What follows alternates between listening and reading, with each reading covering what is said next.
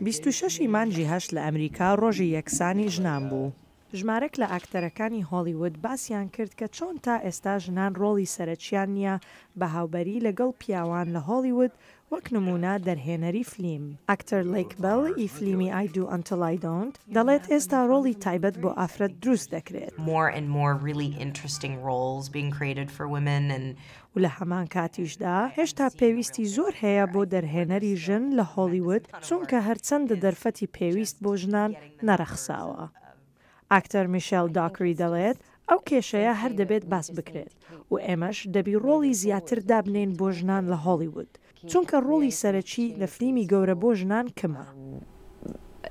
You know, those voices in society that aren't being heard or don't have the loudest voice.